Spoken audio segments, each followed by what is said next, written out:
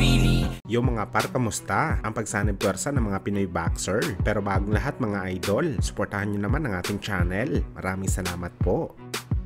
So halos 2 buwan na lang nga po mangyayari na ang sagupaan sa pagitan ng ating pambato na si Marlon Tapales kalaban ng Japanese monster na Naoya Inoue na posibleng gaganapin sa December 26 sa Japan. At paglalabanan nila dito mga idol ang 4 na titulo sa Super Bantamweight Division. At sa bagong update mga idol para kay Marlon Tapales, puspusan pa rin talaga ang kanyang pag-iinsayo para sa pinakamalaking laban niya sa kanyang professional boxing career. Sa katunayan nito mga idol, halos sanang puwersa na ang mga Pinoy boxer para lamang tulungan si Tapales sa kanyang preparasyon. Una na nga dito mga idol, nakipag-sparring kamakailan lang si Marlon sa dating WBC Featherweight Champion Mark Magsayo, at sa ngayon mga idol pinaplano ng MP Promotion na isasabak si Marlon Tapales sa sparring kay Vincent Astrolabio, pero gaganapin dito sa Pinas sa huling bahagi ng training camp ni Marlon Tapales bago lumipad sa Japan, kung saan ayon naman po mga idol sa latest upload ni Carl James Martin, willing din daw siya mga idol na tulungan ng Pinoy Unified Champion sa kanyang training camp sa laban nito kay Inoue. Well, nagpapahiwatig lang talaga ito mga idol na hindi lang talaga si Marlon Tapales ang nagnanais na i-upset ang tinaguriang Japanese monster. History naman talaga kasi para sa ating bansa na magkaroon ng undisputed champion, at sa katunayan nito mga idol, hindi na rin tayo magugulat kung pati ang ating pambansang kamao Manny Pacquiao magiging party din ng preparasyon ni Marlon Tapales sa laban nito kay Inoue, kung saan nauna na rin po sinabi ni Pacman matapos makuha ni Inoue ang 2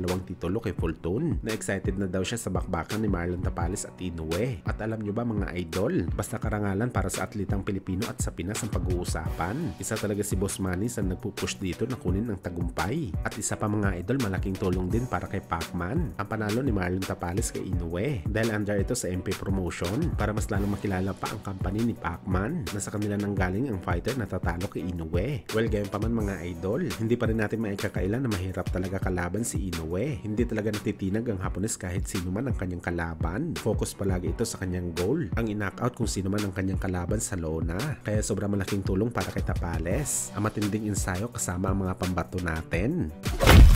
Sa kabilang banda naman mga idol, matapos nga po ang hindi magandang performance ni General Casimero sa laban nito kay Yukinori Oguni, kung saan nauwi sa draw ang kanilang naging laban, napasabi na lang po dito mga idol ang batikang experts ng Pinas na si Sir GM Saisat na pulbos daw ang abutin ni Casimero sa kapwa nito Pinoy na lumalaban din sa 122 pounds na si Wonderboy. Bagamat ang naging opinion ni Sir GM mga idol, binatikos ng mga ilang boxing fans, aniya paano daw tatalunin ni Martin si Alas, na hindi naman ito nagpakita ng impresibong panalo sa kanyang huling laban sa Aprikano. Pero nilinaw ni Sir JM mga idol na ang version lang daw ni Casimero sa laban nito kay Oguni ang sinasabi niya na tatalunin ni Wonderboy sa bakbakan.